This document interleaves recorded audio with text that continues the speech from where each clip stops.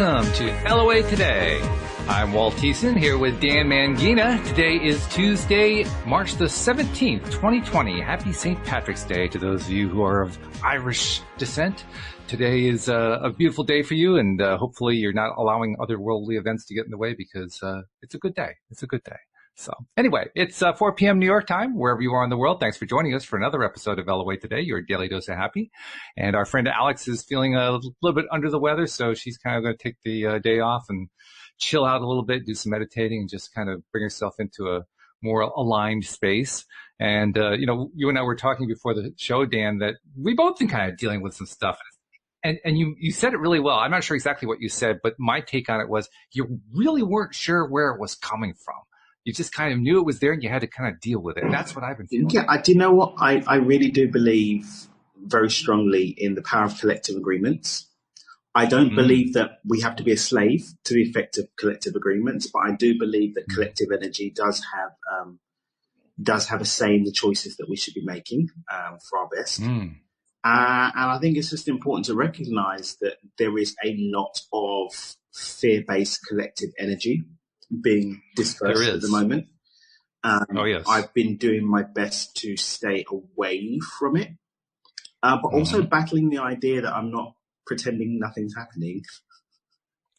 It's an interesting little tug of war, isn't it? It's on the one hand, on the other hand. and it's a very fine line between pretending something's not happening and creating a reality where that's not happening. And it's just a matter of certainty, we could say. It's the level of certainty. So I've been doing a lot of work on my level of certainty, and I've been doing that by practicing with smaller things. My level of certainty of creative power in smaller things, and then reflecting back on that when it comes to the bigger, greater thing. But yeah, I mean, especially for the empaths out there that really do feel energy, it's a time to be mindful of our inputs, I would say. Be mindful of our inputs and not from a space of fear, but from a space of self-love. Be mindful of what we're consuming energetically and in terms of information and data. I was experiencing it. Certainly fear is going to be associated with any of the so-called negative emotions. But I was experiencing the fear as anger, which really surprised me. I was getting pissed. Wow. I was saying, why am I so pissed? I don't understand. And I thought about what Linda Armstrong likes to say about that. She says, whenever you're feeling stuff that's, you're kind of out of sorts, you're not in alignment, you're not in the vortex. She says, the first thing to ask is, whose energy is this? Along the lines of what you were just saying, kind of a reminder like, oh yeah, right. It isn't my energy. This is what's coming to me. Now it's up to me to decide how I'm going to respond to it. Whereupon I immediately proceeded to start getting pissed off some more. Do you know what I found? Well, this is the funny thing I found. The more time we spend trying to fight that peed offness, the more we're giving it life. So again, it comes back to that very fine line about putting your head in the sand and creating a reality where it's not there, not giving it the attention of life. So I find personally the work of my friend Dr. Ann Jensen. She's created a tool called Heart Speak. I really do recommend everybody looks at Heart Speak. I think it's .com. Heart Speak. Okay. Really, really great work. Okay. And it's just understanding how we can feel our emotions and be present with them enough to experience it without allowing it to inform our frequency too much. So not suppressing anger, but allowing the anger to speak and say what it's got to say, and then allow it to shut up and carry on with your life. Right. Exactly. Yeah. So, maybe you needed to maybe that anger was allowing energy to move. It could have been old anger. It could have been just allow it to pass through, I mean, anger is not the lowest level of emotional vibration. It's actually higher than some, and it is a way of expressing the really low ones. It's a way of getting it out. So, I mean, I agree with you. When you don't want to be, I don't want to be suppressing anger in any way or rejecting it. I want to express it. I don't want to express it at somebody else. But I want to express it. and I think that you said something really key there. You don't want to express it at someone else because, is there good, is there bad? There's agreeable and there's disagreeable. There's things that have an uplifting and things that have a constricting effect. And anger is just an emotion. It's the direction of it that gives it context, should we say. So you making the choice that, I've got this feeling. I'm not going to judge it. I'm not going to make it wrong. It is a feeling. It's part of the experience I'm here to have. However, I'm not going to put that on someone else. I'm going to experience this anger. I'm going to allow it to be. And then I'm going to move on with my life. The analogy that I always love to give for similar situations is this is, if you follow the theory that we're here to experience life and its range, effectively just experiencing anger is going to a theme park and just going on the same ride over and over and over and over again. Whereas if you just experience the ride, fully embody it, then you often go try something else. If you like it, own that you like it and have a ride. But you don't have to drag anyone else on your ride with you. You don't have to drag your wife. That's right. You don't have to drag your husband. You have to drag your kids or your boss. Have your angry ride. Do it. And there are ways to experience that feeling and the payoff of it without necessarily having a disempowering impact on others. I remember one time about, I'm going to guess maybe 9 months ago, a year ago, something like that, on one of the shows that I did, it was pointed out to me, I think it was longer than that, actually. I think it was closer to a year and a half. But anyway, it was pointed out to me that there are a number of different ways to meditate. And we were talking about meditation and, you know, what's involved in it. And at that point, I was not a meditator in any sense, at least not in the sense of doing it consciously and saying, yes, I am meditating now. But it was pointed out to me that because there are lots of different forms, you can be meditating without realizing that that's what you're doing. And I said, really? I mean, how do you do that? And they said, well, for instance, there's walking meditation. I said, I've never heard of that. What's walking meditation? Well, that's basically where you're just clearing your mind while you're walking. I said, damn, I do that all the time. I found out I'd been meditating and I didn't know I had been meditating. Yeah. And I say that because you talked about expressing that anger, getting it out, you know, letting it say what it needed to say. That's what I was doing. And I didn't have to even think about it. This was not something I said, I need to get my anger out. I'm going to go do this walking meditation. No, this was like my go-to thing that I just fell into. This is what I do. So I got up and I'm pacing through the house, going, just pacing. And Louise knows to stay out of the way. I'll just go right by her, you know. And that's what I was doing. I mean, it was not something where I was doing it with deliberate intent of, I need to get this anger out. It was just how I was getting my anger out. I was just getting it out. And in the process of getting that out, I said to myself, dang, I got a pretty good process here. And I had never even planned this as a process. I mean, emotions are energy in motion, we could say, right? That's the quick, what I heard once. Especially yesterday, yeah. And there's a friend of mine does a modality called core energetics. And core energetics actually has you taking actions and movement, whether it's hitting stuff or, you know, punching or pushing this against stuff, whilst consciously focusing on the emotion to allow the energy to move out of your body. So when you're walking, it's like, you're hitting the ground and you're, you know, and if you're focusing on that emotion, you're giving it the chance to just get free. Right. And so it doesn't need to be in you. And that's why a lot of people feel better after they go and have a workout or, you know, they go and punch a punching bag. It's allowing the energy to move. Sure. Dancing meditation is another great meditation form. There's a movement called ecstatic dance. I think it started on the West Coast. I've been to one. They're really cool. So effectively it's a dance party, but there's no talking. There's no shoes. No drinking. Good. It opens with a meditation and then the DJ just plays and you just free. There's no judgment and you just move however you want to move. Just move. And you dance and you move. And if you want to communicate with someone, you have to communicate with the movement and with your body. There's no speaking allowed. And at the end, it closes with a meditation circle. And it's really, really beautiful. It's so dancing meditation is really, really cool. So if anyone's in a position to look up ecstatic dance, it's really cool. I know it's really interesting because, I mean, I haven't done dance in a long time, but for many, many years I was a swing dancer. Just before I met Louise and actually shortly afterward too. And I mean, we didn't have any rules that were extensive as that, you know, but there wasn't any alcohol. Mainly because with that's such a high activity dance. If you drink alcohol, you'll make it about 10 minutes through and then you're done because you're burning up so much energy and you're sweating out so much water that, I mean, you'll kill yourself. You know? So nobody drinks alcohol. On top of that, conversations are limited to, would you like to dance? Sure. And that's pretty much it. That's the whole conversation. So it's close. It's not quite the same thing, but it's close. I mean, with ecstatic dance, you basically step into the energy of the person. And it's amazing how you feel the energy moving in the space.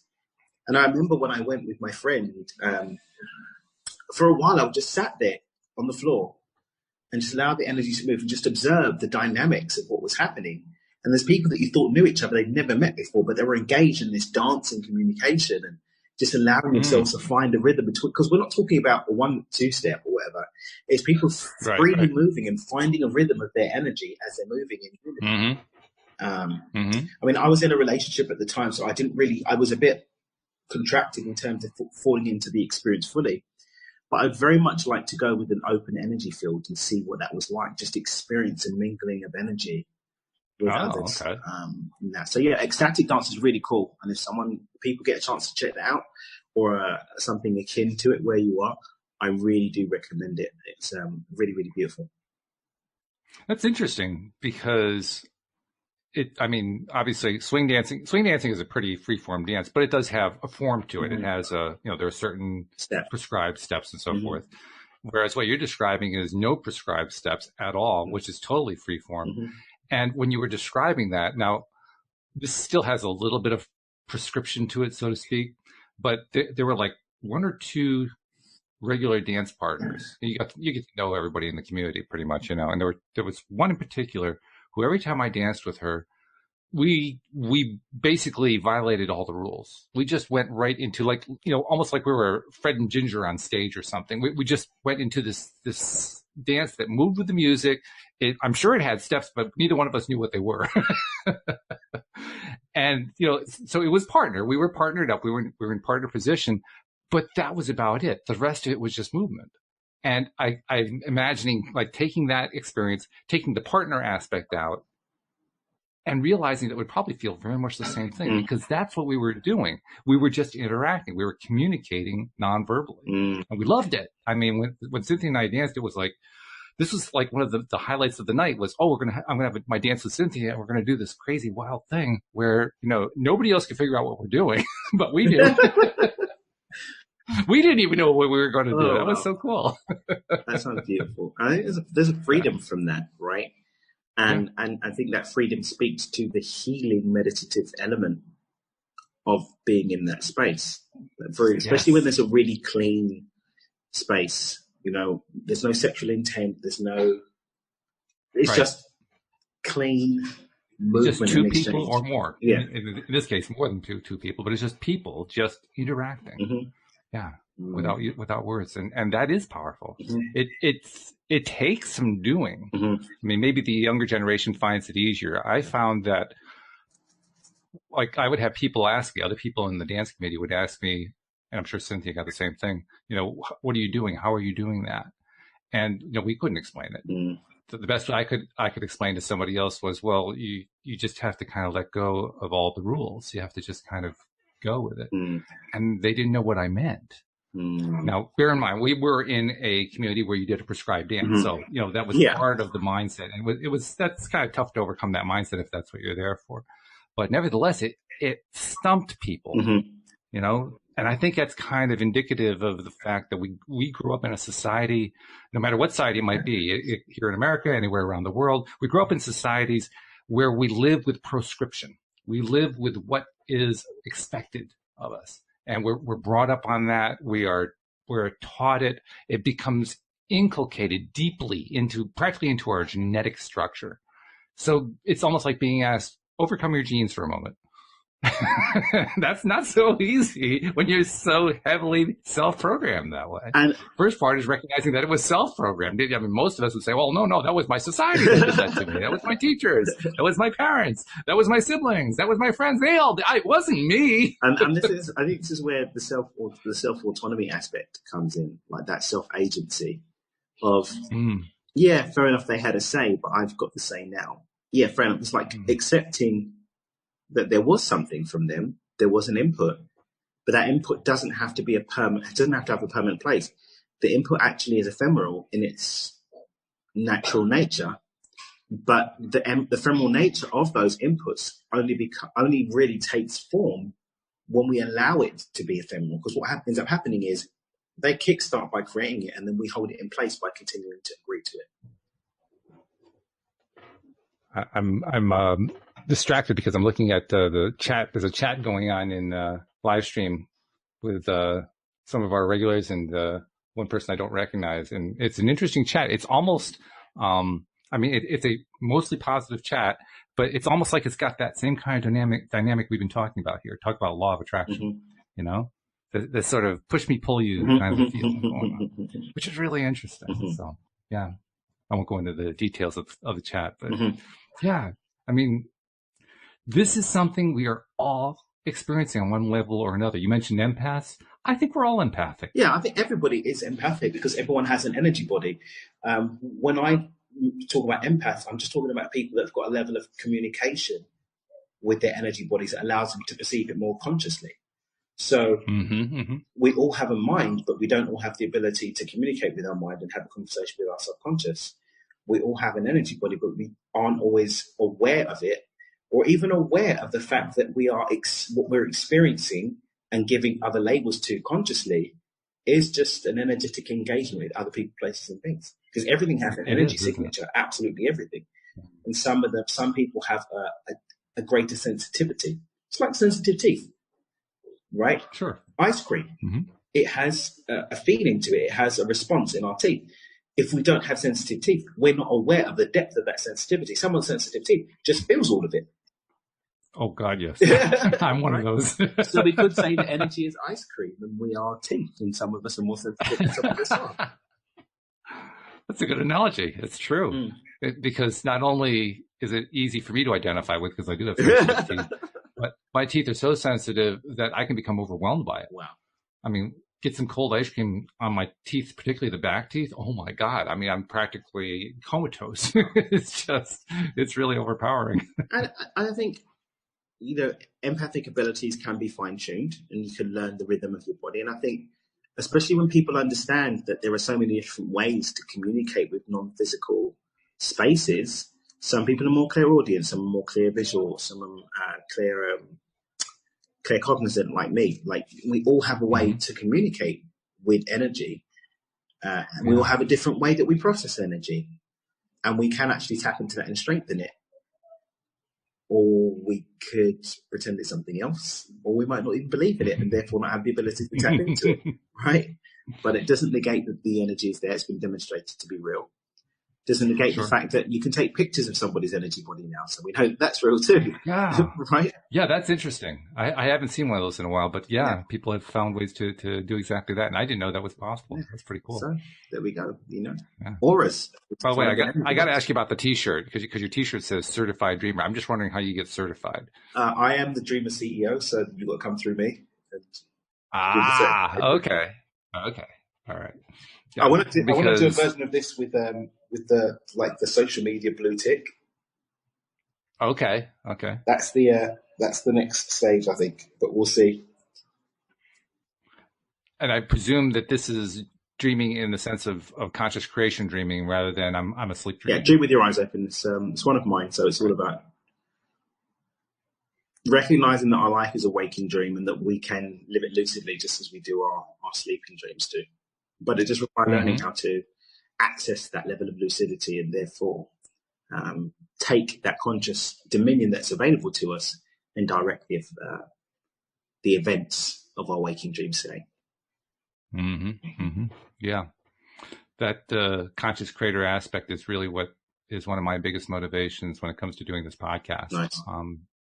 Mostly for building my own, but also helping others through my mistakes and through my example and through the examples of my co-hosts. Actually, that's probably where I hope for more than anything else is what my co-hosts bring to it. But that's a big deal for me. Conscious creation or deliberate creation, depending on how you want to phrase it.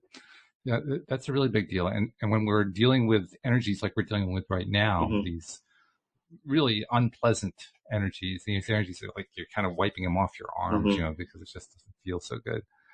That's when, I don't know, I think I'm becoming a little bit contrary or something, because that's when I say to myself, okay, now it's time to really exercise. I've got this thing that I don't like to deal with. Let's see how good of a conscious creator I can be now. How much can I get rid of this stuff? How much can I let go of it and move back to where I want to be? This is the test. This is the testing ground right here.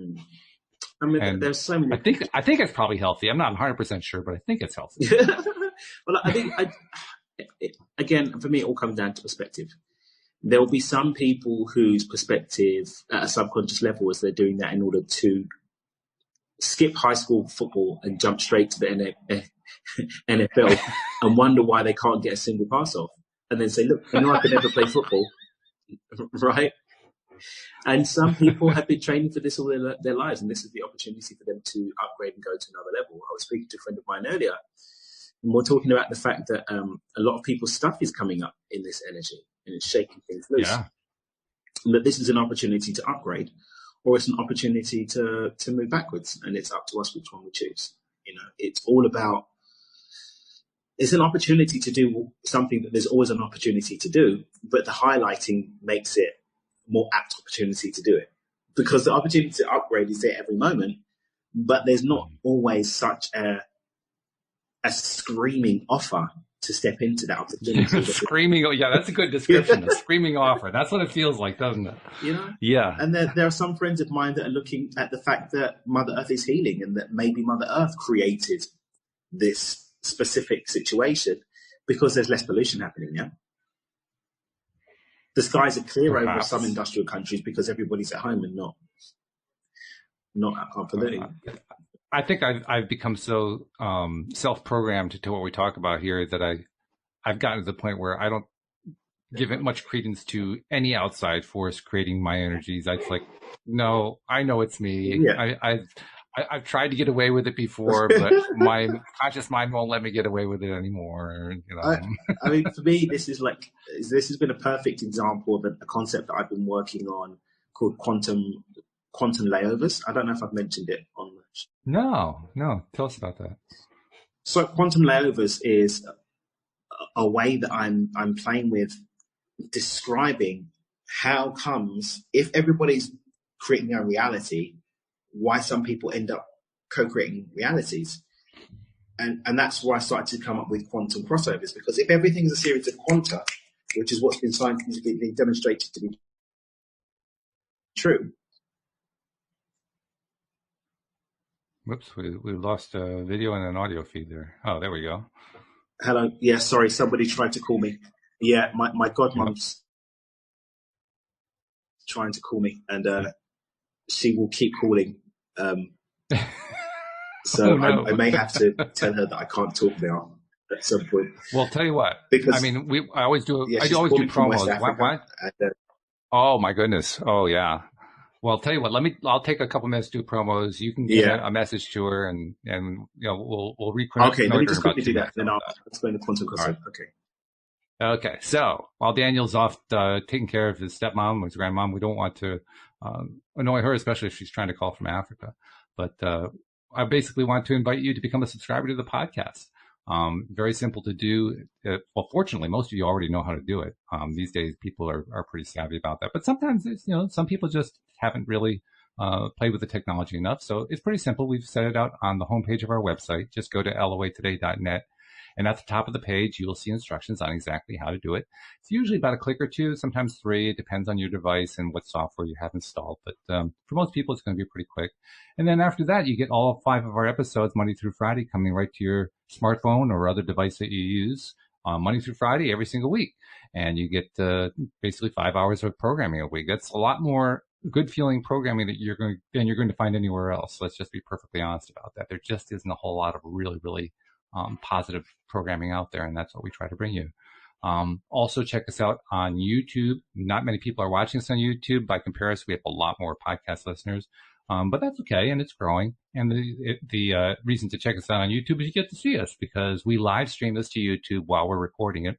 And we do have live streamers who come in and chat and so forth, and contribute to the conversation. Again, you just go to YouTube, do a search for LOA Today podcast videos. At the top of the page, click the subscribe button, and also make sure you click the little silver bell. That way you get notified whenever we're doing a show live. We do them Monday through Friday, 4 p.m. New York time.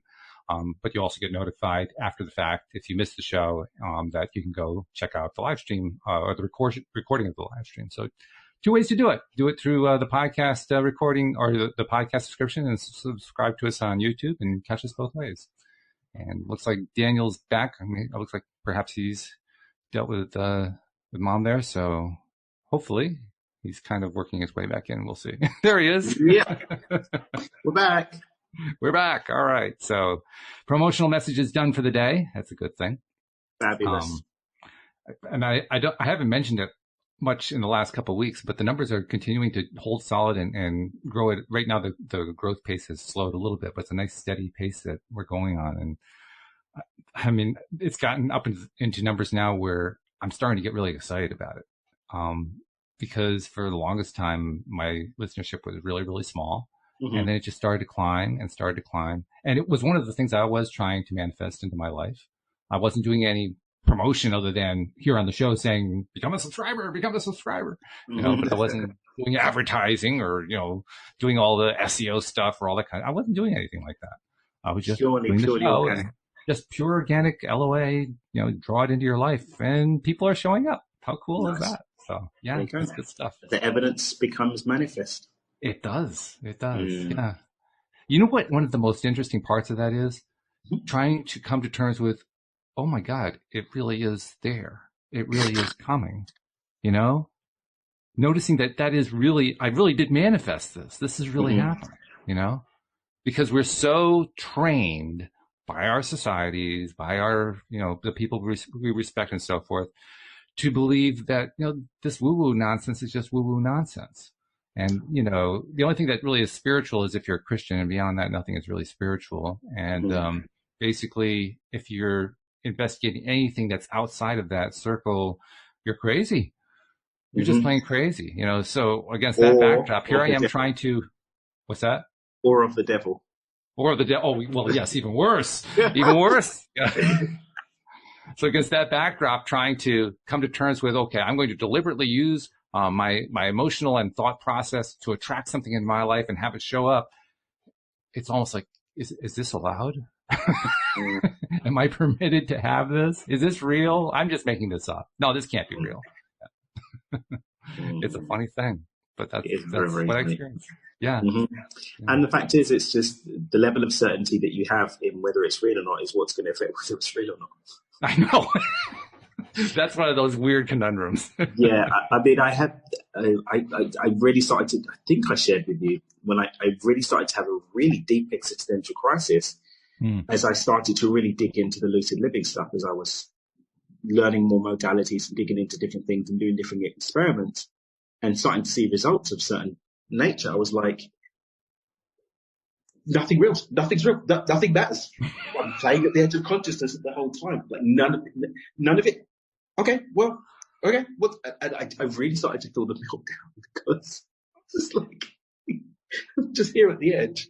And okay, the next step's coming because I've called it in. Oh my gosh, blah, blah, blah. So that happened because of this. And I nearly went cuckoo, honestly. But grounded, a lot of grounding practices and just taking time to just feel the experience and to allow it to move through me. And just to make it fun. Okay, cool. This is a big game. It's a big game. Nobody's getting out alive. And at the end of the day, there's an infinite number of variations of it. So there's no point me trying to keep score here anyway, because there's a quantum reality where I've lost, the quantum reality where I've won. So this is true. Yeah. And it started to dissipate this whole idea of regret, of fear, of doubts, of needing to get it right. Because every variation of it that I can ever conceive of is happening here and now. Just be present with the one that you're experiencing. There's a level of consciousness that's experiencing the other one, and that's for them. And the quantum that I'm in now responds to where I am right now. So why not just experience this one and do it fully? So that if there's a lesson to learn, I don't have to repeat it. If there's an experience of how I can fully embody it and take the benefit of it, and then move on to the next one. Yeah, that's a good way to look at it. I think this whole thing about the quantum theory and all that, the different lingo that goes with it and so forth, different people respond to it in different ways. I think that the reason that it's even part of the conversation is because it makes it easier to handle it mentally, to handle it. I think that's why we have it. And some of us need more of it. Some of us need less. Some of us need almost none of it. I mean, I know people who are very in tune with law of attraction thought, and the quantum part just doesn't make any difference to them, you know? They don't need But it. there are other people who just spout it all the time. That's all they can talk about. And then there's everything in between, so it's there as a tool, and it's great. It's a wonderful tool.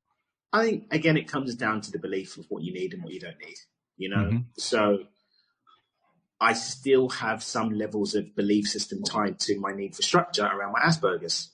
Mm-hmm. So what I endeavor to do is when I feel that story coming up, I flick it back to it's optimal for me, because it is optimal. I do find it easy when things are structured a certain way. So rather than framing it as a need, I'm framing it as here's an opportunity in order to have greater clarity, or here's an opportunity to have a greater flow, because I'm experiencing something that I've witnessed and experienced to be beneficial for me in that sense. Sure.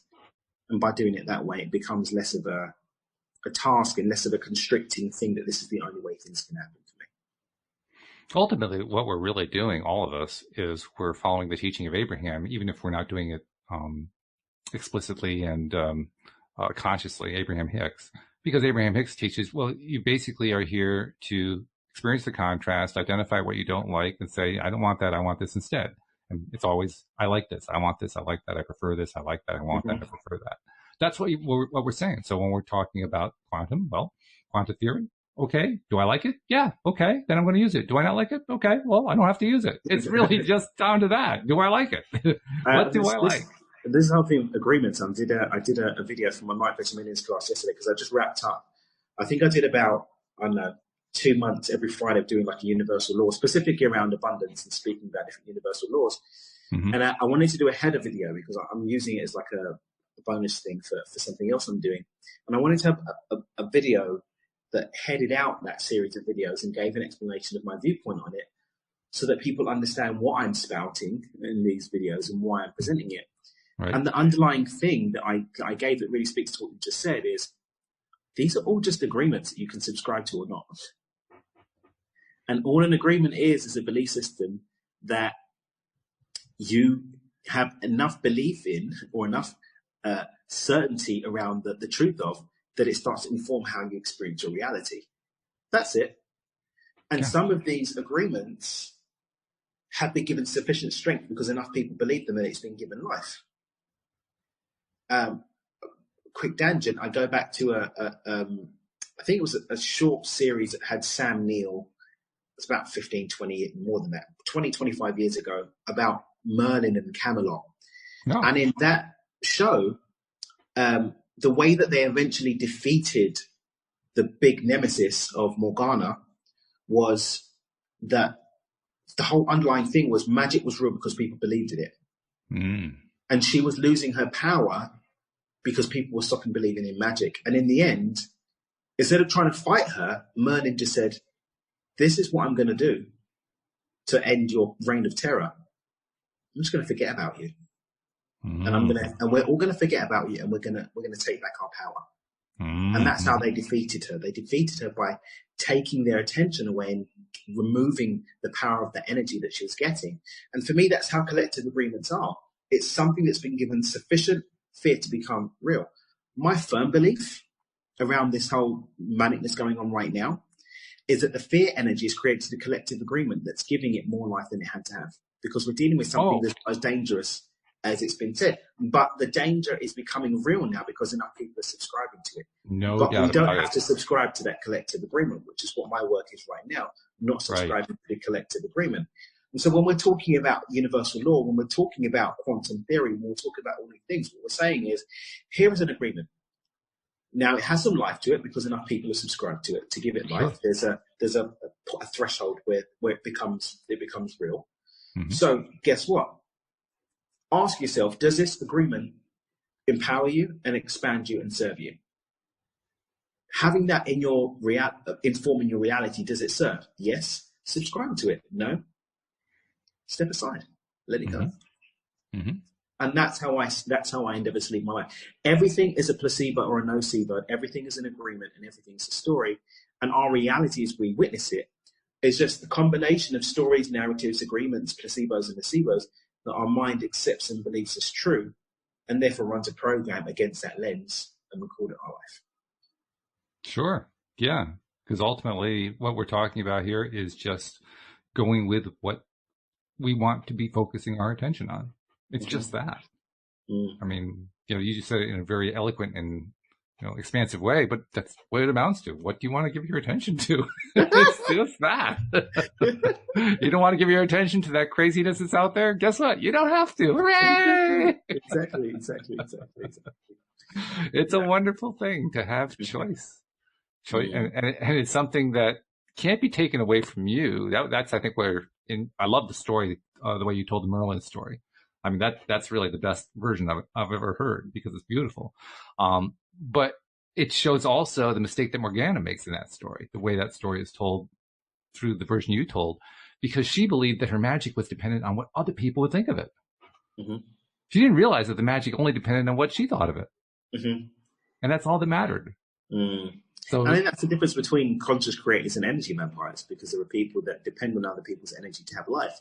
And I think even when I had someone in a Facebook group, that asked a question, they're saying, well, we're supposed to be creating our lives and, we want all this abundance and stuff.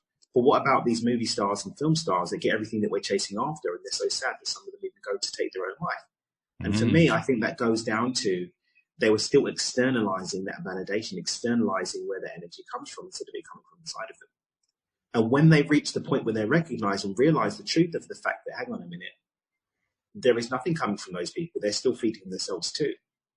They're not feeding me, I'm feeding them. Right. And by the way, that's a two-way street. Exactly. The same thing happens with the people who are the fans of the famous people. Exactly. Because they start attaching all these things to the famous people, and then the famous people behave differently from what their model had in mind. It's like, oh my God, this terrible thing that so-and-so said. Can you believe they said that? Blah, blah, blah, blah, blah.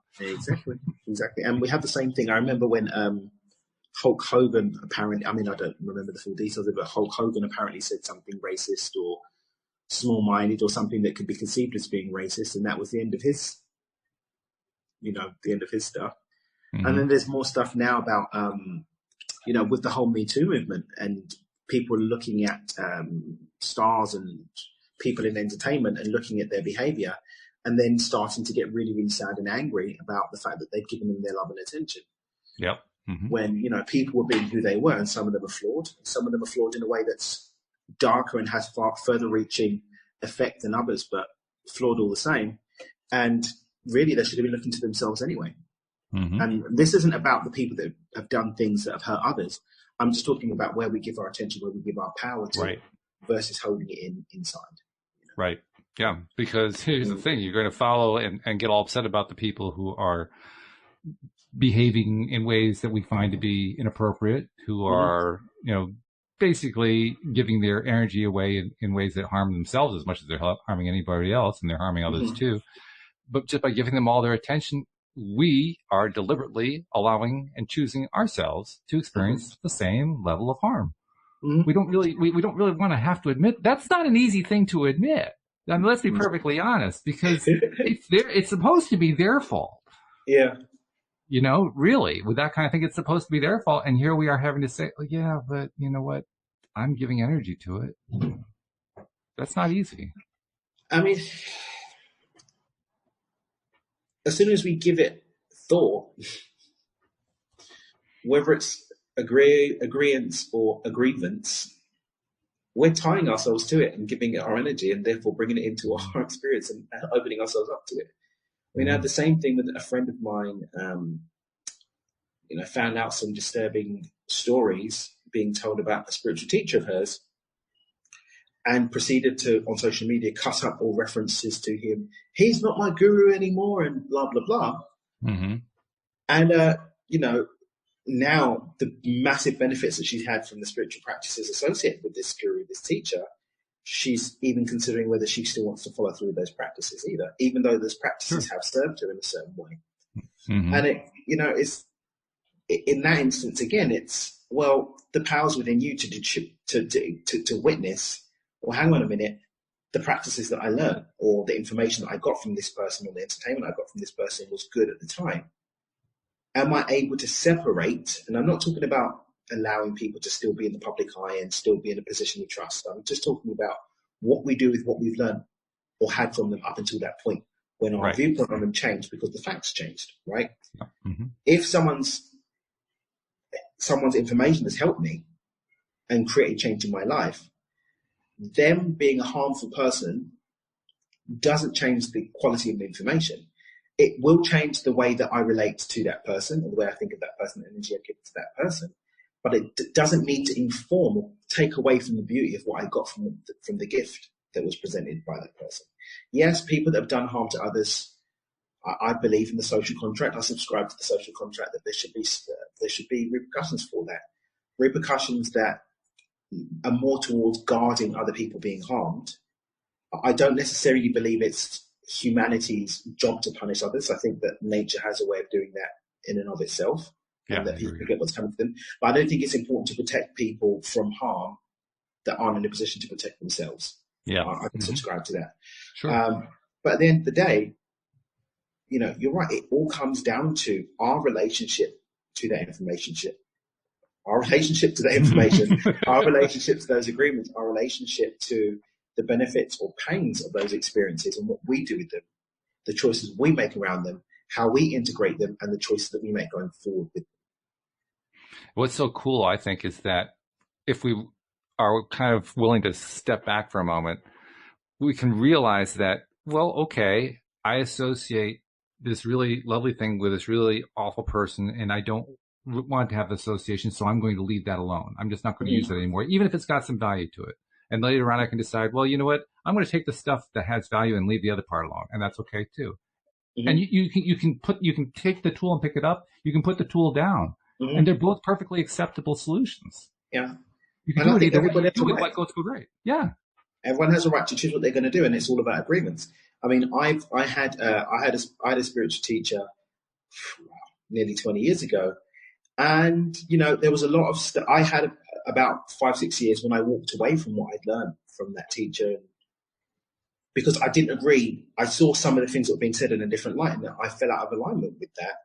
But it hasn't stopped me taking the beauty from what I learned, and it hasn't stopped me applying that, and it hasn't stopped me being grateful for what I did get from that teacher. Even though there are parts of their belief system or what they teach that I don't agree with, I still am grateful for what I did learn, and I still apply what serves me from what they taught. And that's how I choose to live my life. There's a couple of teachers I've got now, people that I look to now, and it's like there are things going on in their life that I don't agree with, and that I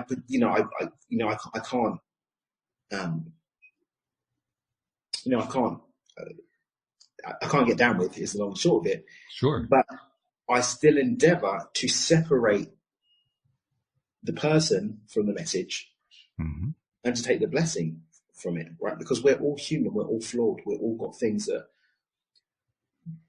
the big whole chunks of my life that people aren't going to agree with. And there are people that don't have anything to do with me because of parts of my life. And to be honest, I salute, okay, that's for you. But does that mean that we need to not allow ourselves to have the benefit of what people have to teach and share with us?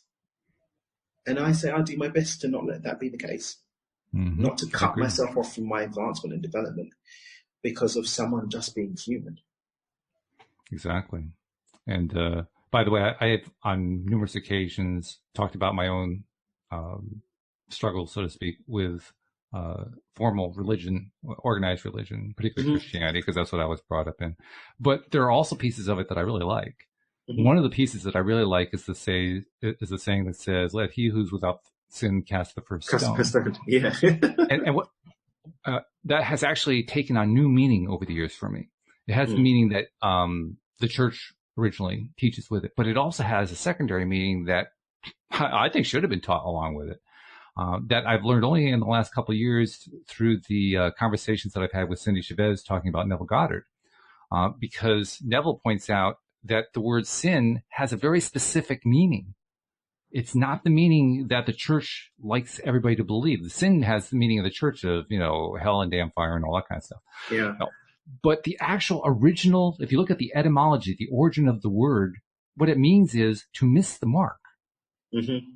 And if we're using a bow and arrow and trying to hit a target and we miss the target, well, we could beat ourselves up, I suppose, but the only sin is that you didn't miss the mark, so you just re-aim and you fire again. There is no judgment needed in here. There's no condemning needed here. It's just, oops, I missed the target, So, okay, let's take that and apply it to the phrase, let he who's without sin cast the first stone. So let he who has never missed cast the first stone.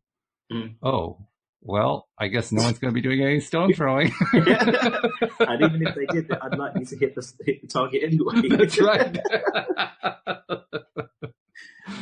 It takes all of the moral angst out of it. Exactly. Morality, I used to be somebody who was really into morality, really into ethics and so forth. And I've come to realize, boy, did I waste a lot of time. I mean, just a lot of time.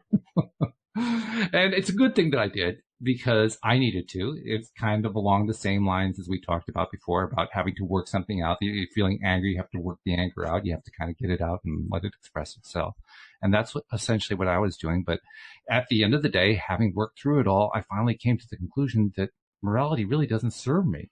I thought that it would. I thought that was how you should actually have to have a society and so forth. And I came to realize it actually produces the opposite of what I thought.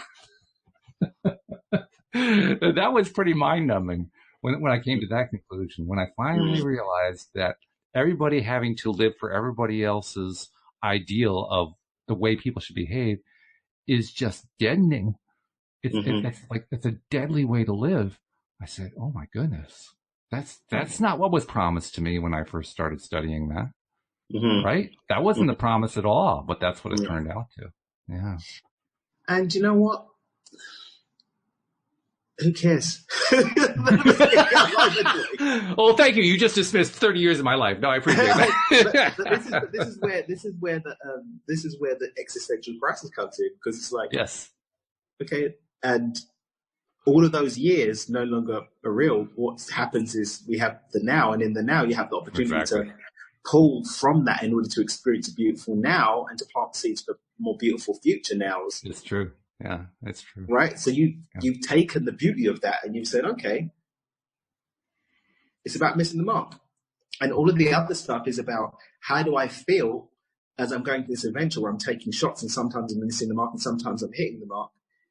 And how does that enable me to feel good and enjoy this adventure of looking for the next mark and seeing if I'm going to do it or not? And maybe that involves sharing my marksmanship with other people. Or maybe it involves supporting other people as they're trying to take them up. Or maybe it involves me raising some kids and supporting them in being the best able to take their own shots too.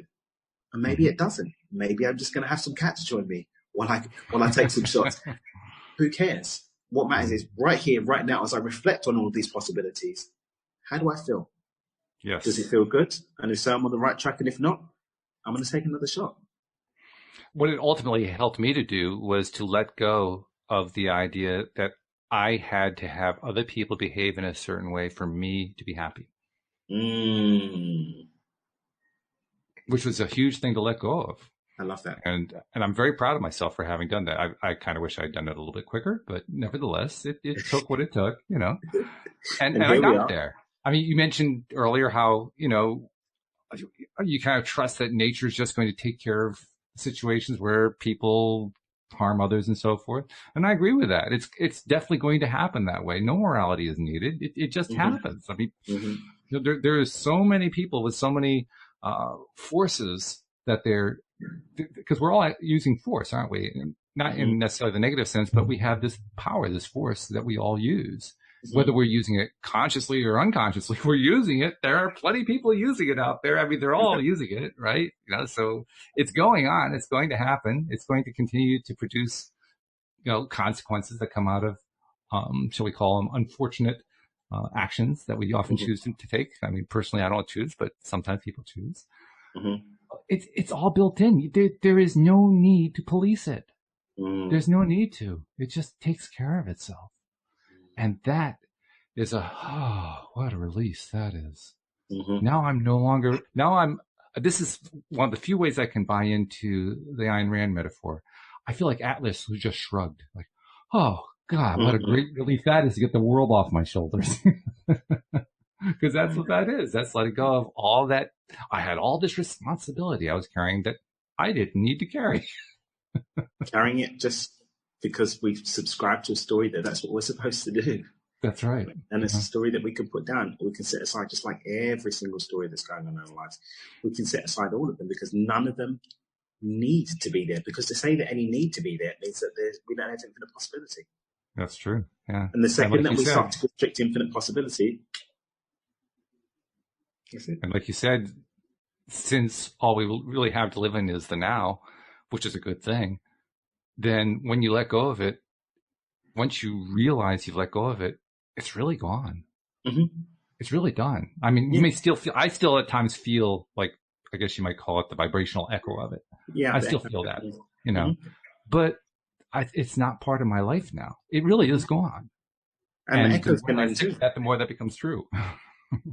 And the echoes can end too as soon as the new songs gets loud enough. That's true. Yeah. Yeah. Which is a cool thing. I like that a lot. Exactly. Yeah. So these are all good things to remember when we're dealing with a situation like we have right now, because these things do pop up. These times pop up where there's, what do you call it? A sort of a social agreement, like a massive collective agreement. Collective agreement toward insanity, really. Basically. Yeah. You know, they happen. And I think you described it in terms of how you can either try to jump right from high school to the NFL, or you can just treat it like a lifelong process. I kind of treat it like going to the spiritual gym. Yeah. You know, this is going to be my opportunity to see if I can lift another 100 pounds of weight off of myself. And just leave it at the gym, you know. There you go. And I mean, depending on, again, the agreement, because my belief personally is even our experience of ascension is done based on our agreements.